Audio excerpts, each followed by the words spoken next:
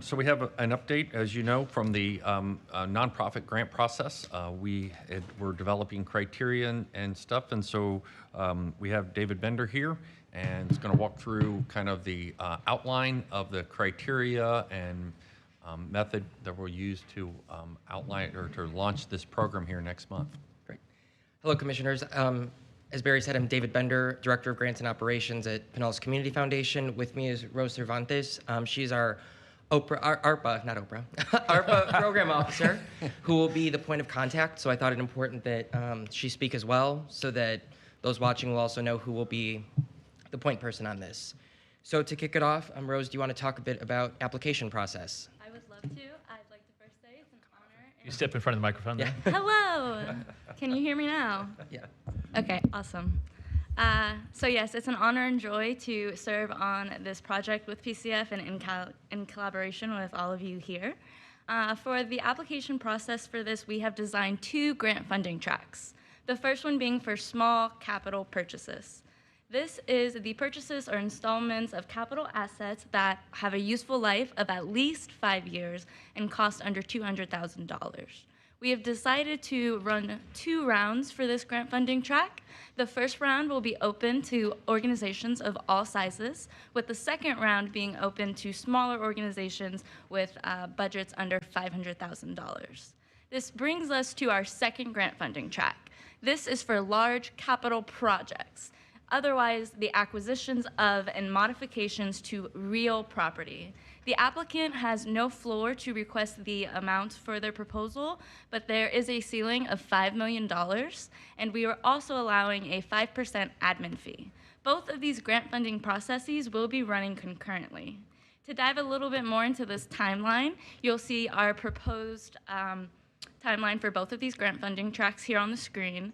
We are geared up to launch both of these programs on August 8th, and that also will wrap up for our large project proposals in late January. The small capital purchases will be closing both rounds by late April of next year.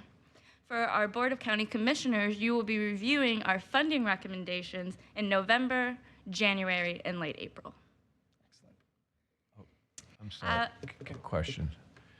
I'm not grasping, so be patient with me. This first round of applications for small projects, cutoff date, so for consideration will be when? September 9th. September 9th, okay. And then you'll make those decisions, and then the second round for the small projects will be after the first of the year. Yes. Exactly. Okay. And what was the thought of breaking out the organization sizes? Particularly in the American Rescue Plan in general was meant to offset negative economic impact from the pandemic, and we've seen that the smaller organizations have suffered disproportionately. That's the wording from the final rule of ARPA, and so we are aiming to target those the most in order to be equitable. Okay. And organizations of all sizes can apply within the large project track. There isn't that division. Again, And did we set aside a different, and maybe this is in a slide ahead, about breaking out the dollars for those 2 of the first round on the smaller Yes, dollar? so there is an allocation for small organizations Okay. in that first round and medium and large. Well, we can get into a holdback that we have later on in the presentation. Okay, very good. But I do want to say, Commissioners, we're really going to have to look at what comes to us.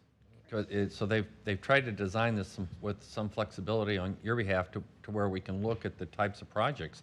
Maybe it is not the smaller projects, but these really large projects that have the most community impact. But we don't think that's what's going to occur. We think really some of the smaller organizations. But until we get the applications in, it was really hard to be able to kind of set the criteria. And we used especially those listening sessions that were conducted to guide this. And it was a lot of smaller organizations that replied to that survey. Commissioner Flowers? Thank you, Mr. Chair. I may be jumping ahead of you on this, but I thought about this after I had my conversation with Duggan and Barry.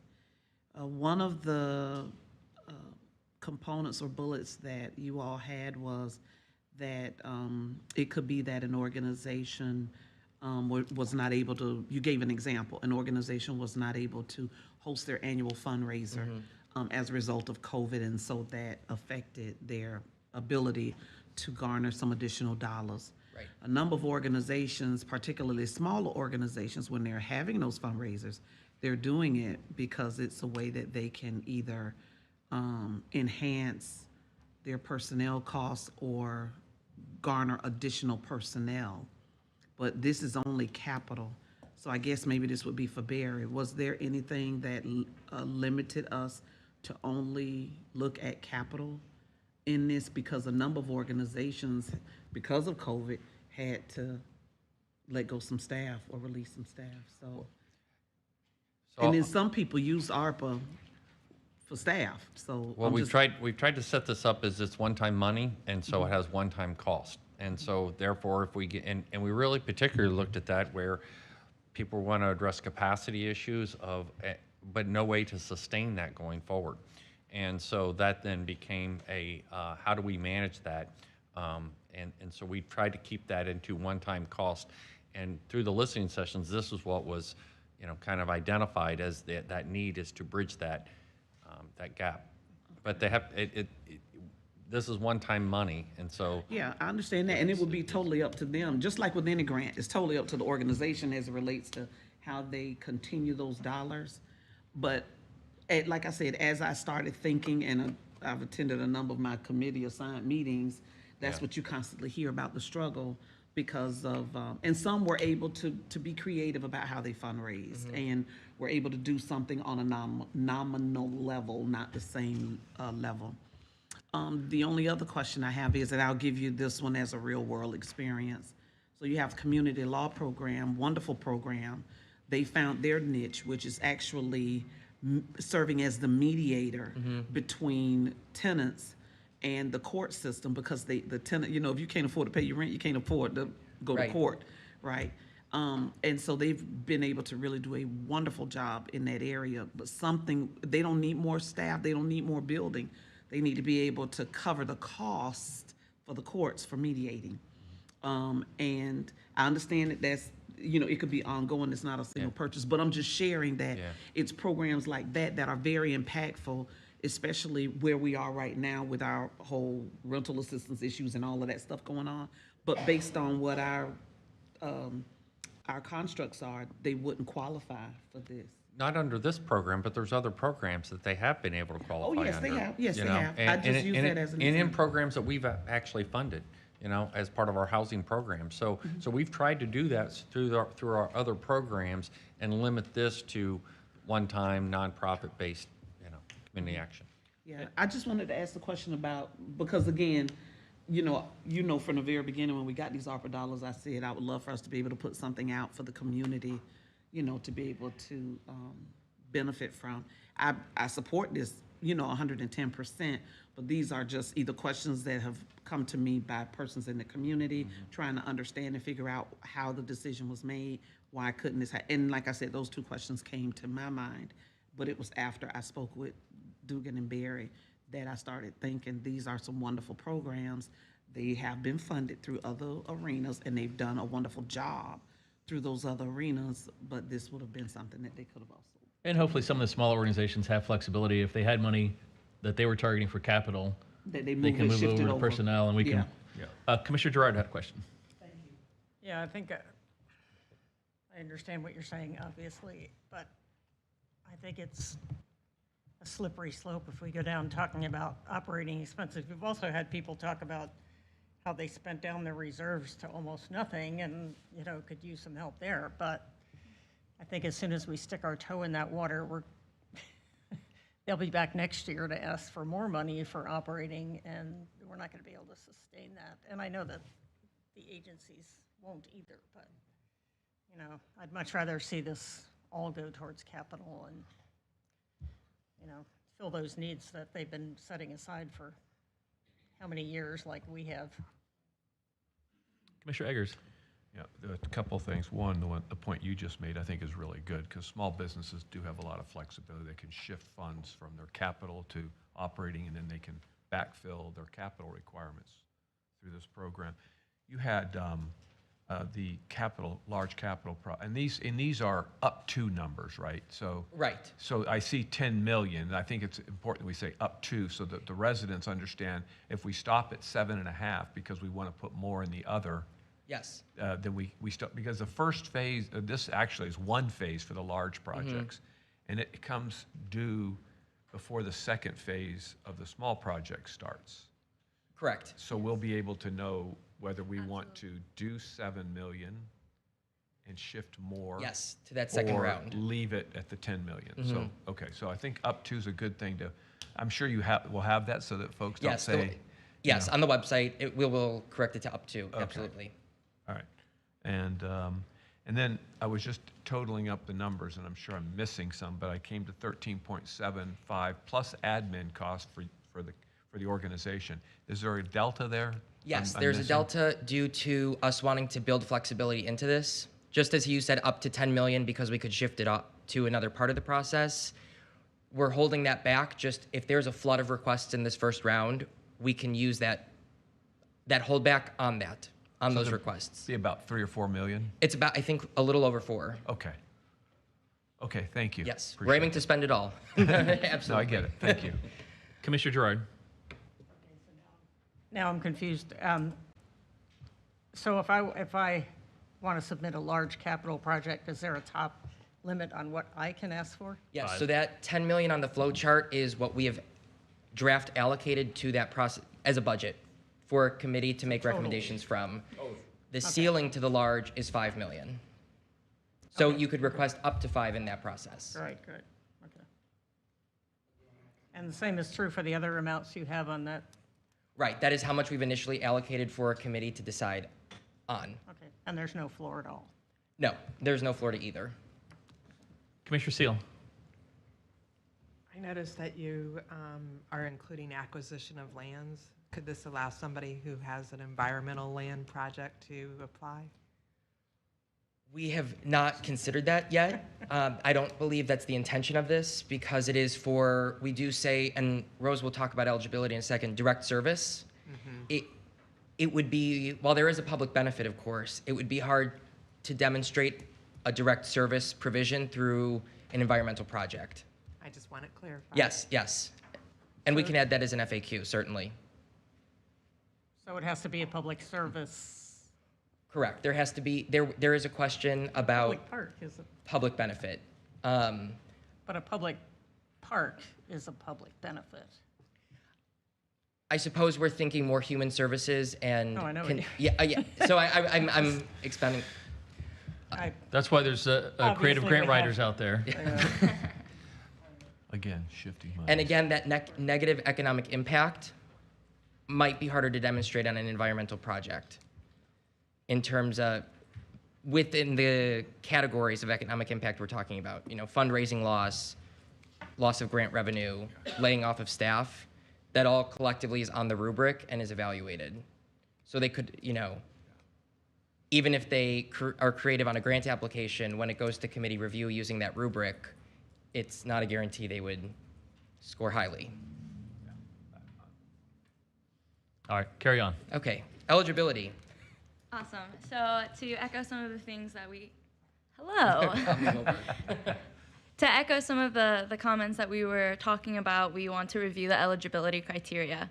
As we said, we do need Pinellas serving 5013C public charities that have been operating for at least a year at the time of application launch. We, going in line with the ARPA philosophy, those nonprofits will have to demonstrate an unremedied negative financial impact from the pandemic. And thinking about some of the other funding streams that we've brought up today, there are certain organizations who will not be eligible for this specific grant funding process, and those include public schools, universities, hospitals, libraries, and other government institutions and entities. Okay, so let's talk about that. Awesome. The hospitals, I understand a lot, the last couple, specifically libraries, in incorporated areas certainly have access to ARPA funds through their cities. But there are folks that are in the unincorporated areas that may not have the same access. So maybe could you speak to that? Because I know that people are listening right now about recreation, and they're talking about libraries.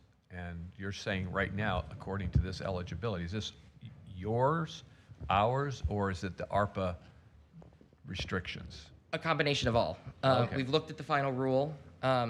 We've also considered what money has been made available. And a core criteria for this is not if you've received money from ARPA, you aren't kicked out. It's general categories of organizations. And so we are really thinking direct service nonprofits. And though I think libraries would have to get more creative if they were to fit the criteria for this. So the difference that the commissioner's talking about is if you have a municipal library, then they come under the city. But there are some special library districts, Right. okay, or recreation districts and unincorporated. So the question is whether they're eligible or not. Well, so, in trying to put this together, we were really targeting what the commissioners heard and what we've heard throughout the pandemic, which is, nonprofits that suffered a significant setback. They lost revenue. They needed freezer space. They needed, and some of those. Other organizations that have a tax structure didn't feel that same impact. So yes, it's this is an opportunity for them to be able to go after, come after funding, but they didn't feel that same negative impact as like a nonprofit.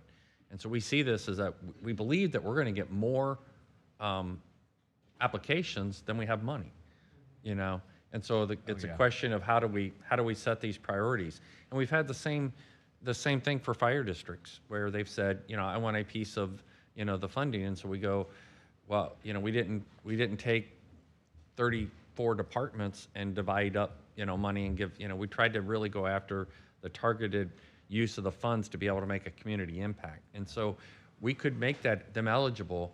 I just think that, when we're going to have to evaluate at the end, It's different. I mean, it's somebody's not going to get, funding. And Well, again, so- I'm stretching Yeah. a point here that if somebody like a library was involved in a CARES feeding program, they're not that I'm aware of, although one of the libraries that I do know does have some feeding assistance program to it.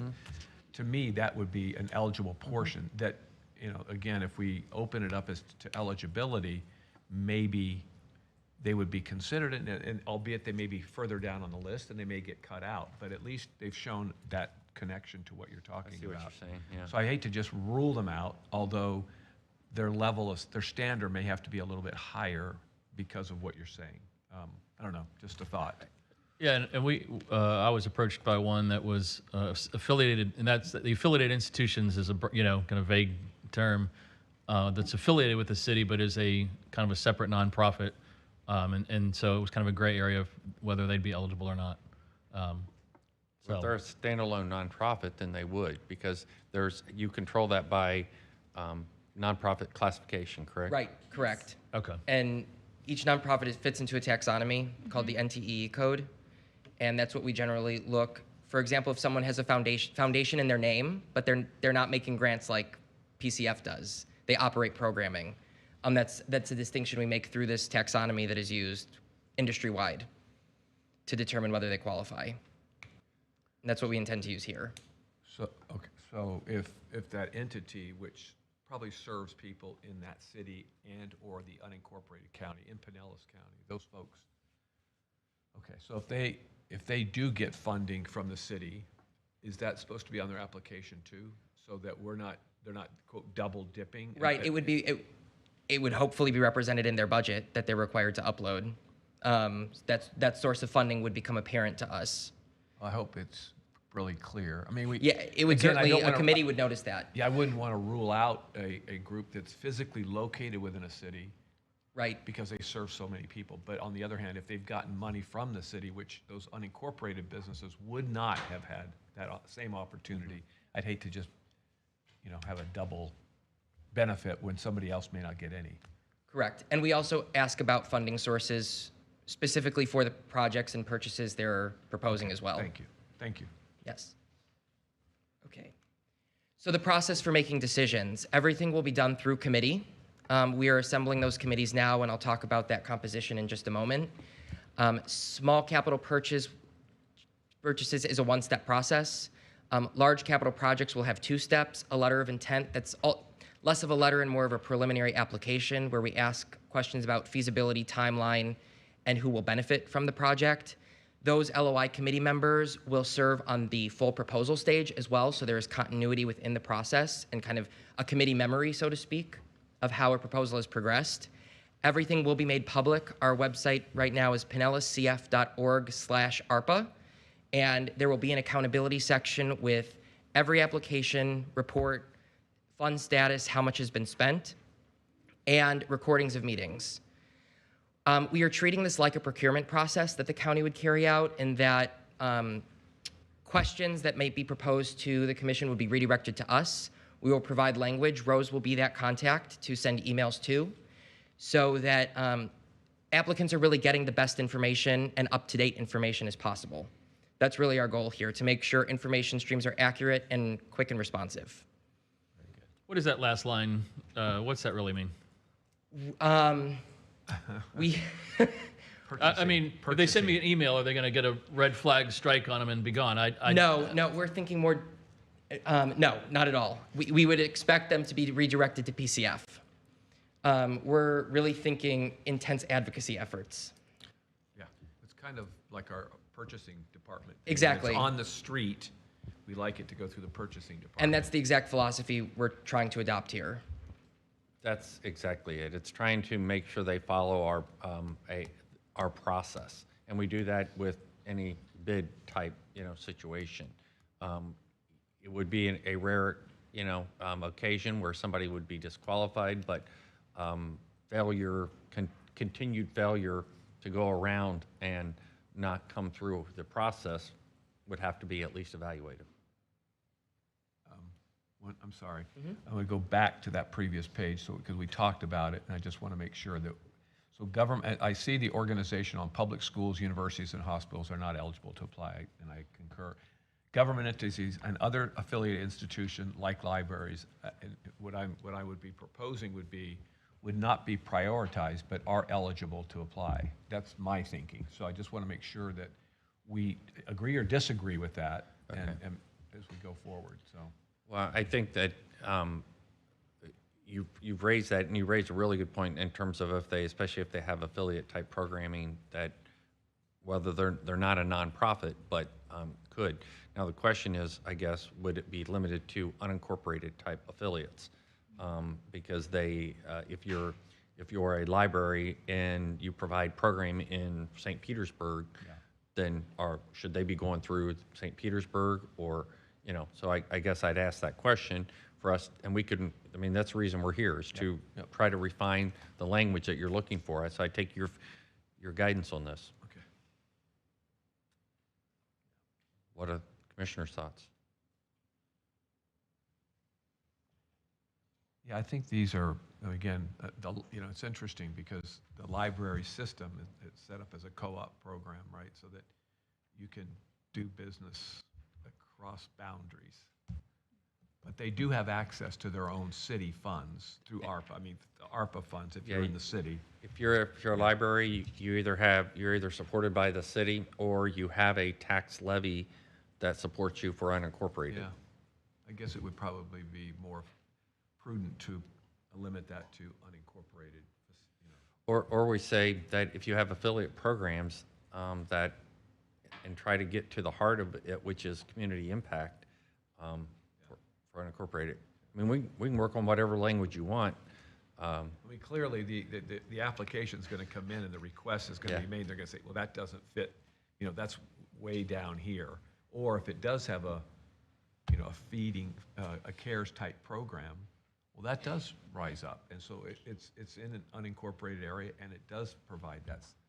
I'm just thinking of the poor committee because the creative grant writers are going to get really creative on this, and but I understand the concern, and I've heard the concerns raised, because people, especially some of our good community partners, they feel as though these were dollars, we should get part of them, and unfortunately, I can't go to the grocery store without people saying the same thing, right? And there's a lot of potential uses of dollars, but But, so we were trying to limit it, but Yeah, if there's well- other types of things, you know, I guess that's the hard part. Yeah, the subtlety of, well, will not be prioritized but are eligible to apply is already in the system, right? You may not have to say that, but I mean, maybe it deserves being said that, you know. Well, and I've talked to several of them, and I've said, you know, that are incredible organizations that do incredible stuff. Yeah.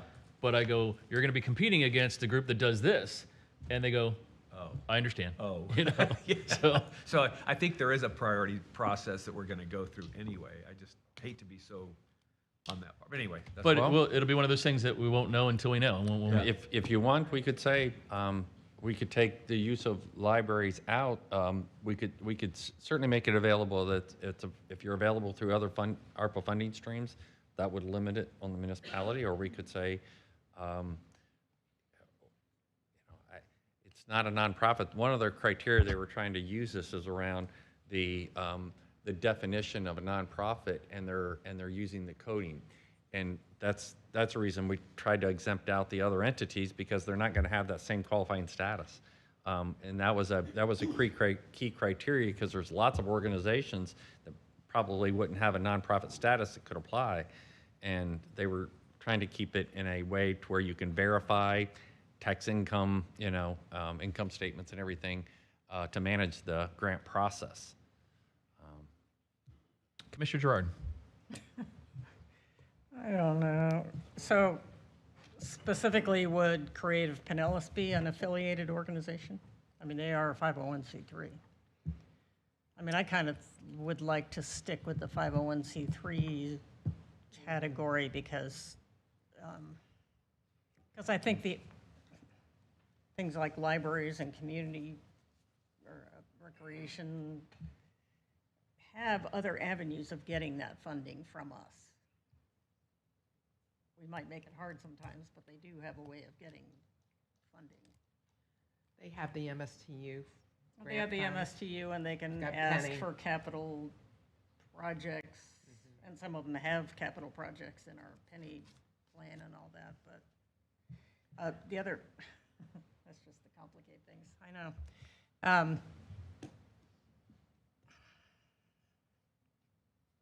I hate to single out libraries. The other question I had was, okay, some nonprofits got money from ARPA as well, like PPP money. Right. That doesn't disqualify them. No, we ask about it. When we go into criteria, it's about, we ask what prior funding have you gotten, pandemic relief funding in general, and then for this project or purchase. And it's evaluated through the dimension of, based on the resources of this organization, have they sought other funding that would be appropriate? So if they are very small, they might not have the same resource development capacity that a larger organization would. So a criteria, and we were talking about this when we were originally, you know, thinking about, you go Feeding Tampa Bay, you know, and then you think about a local feeding program, and they're going after, you know, federal grants. They've got a whole grant section, and then you've got a local group that probably doesn't have the wherewithal to even apply for those funds. And so trying to differentiate the different organizations and put the money where it's, you know, has the most impact. So we didn't exclude churches. Churches could come if they had like a feeding program or some other kind of, Exactly, Yeah, okay. provided it's available to the community at large. oh yeah, That's the distinction. of course.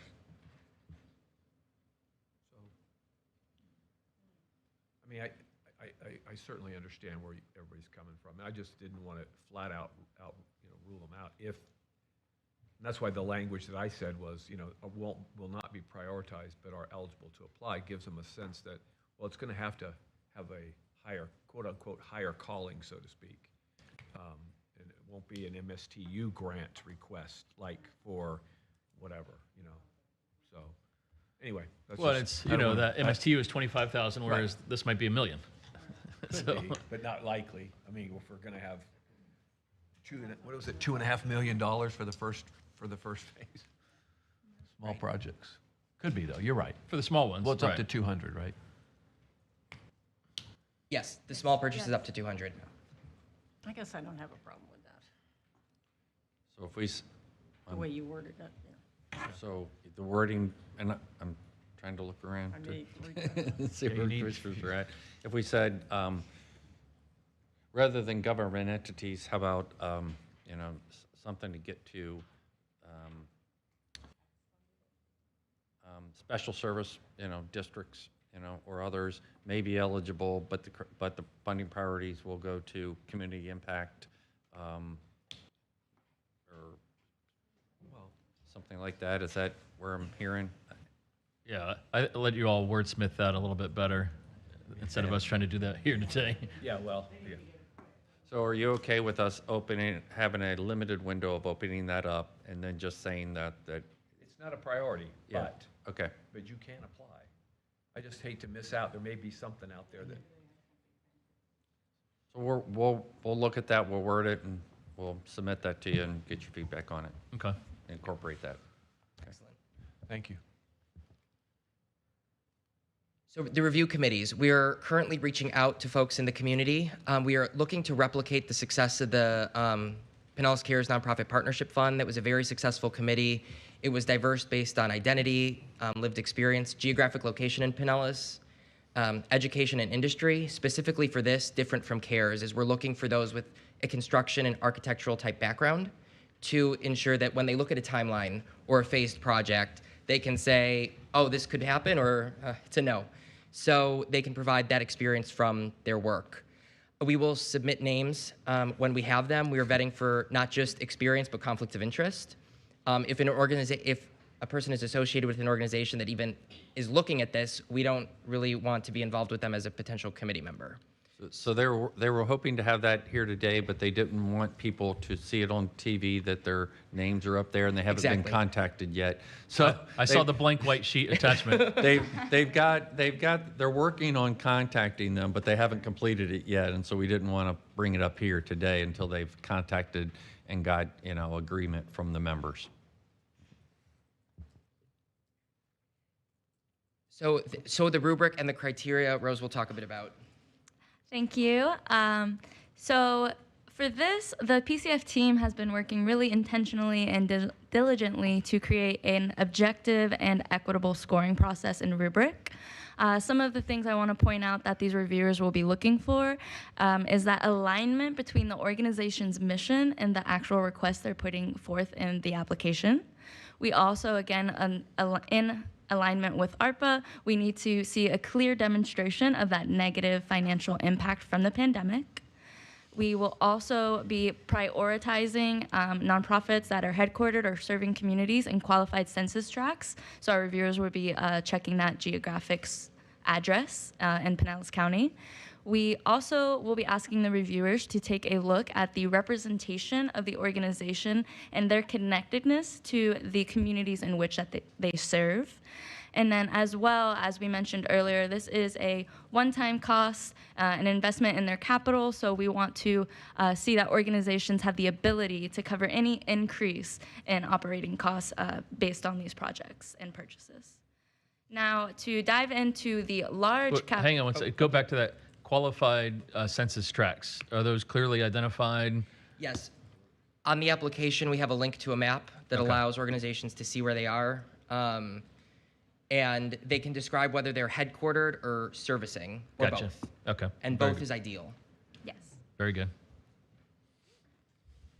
And keeping the same goals of keeping it equitable and objective, a lot of the reviewing criteria are consistent across the small purchases and the large projects. The key differences that reviewers will be looking at for the large projects are their proposed timelines for the projects, the sustainability plans, again, to make sure that they can carry out the project successfully and can cover any of those increased costs, as well as the going back to the funding sources that these applicants have sought out, a diverse funding sources for this project.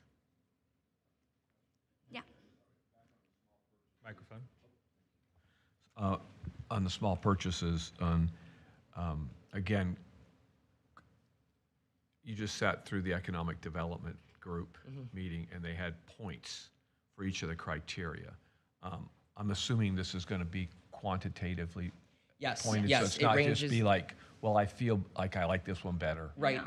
It's It'll- generally a scale of 1 to 10. Okay.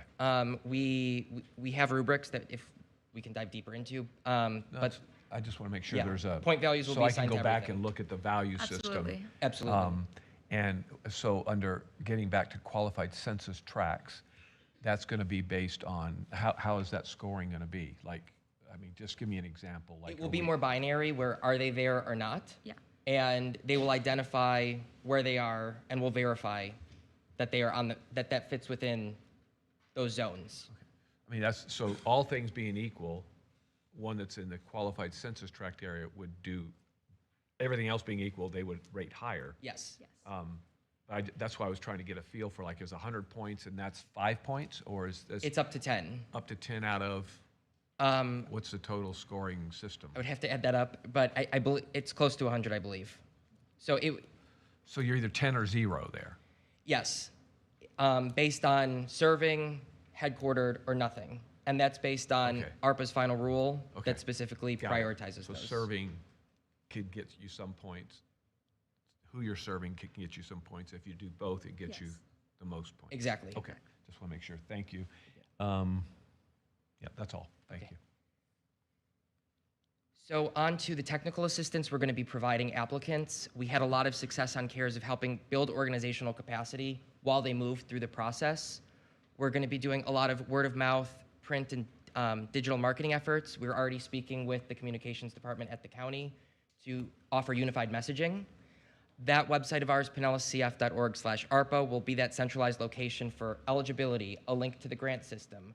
We're hosting 3 webinars that dive into ARPA 101, the process as a whole, those small purchases, and those large projects.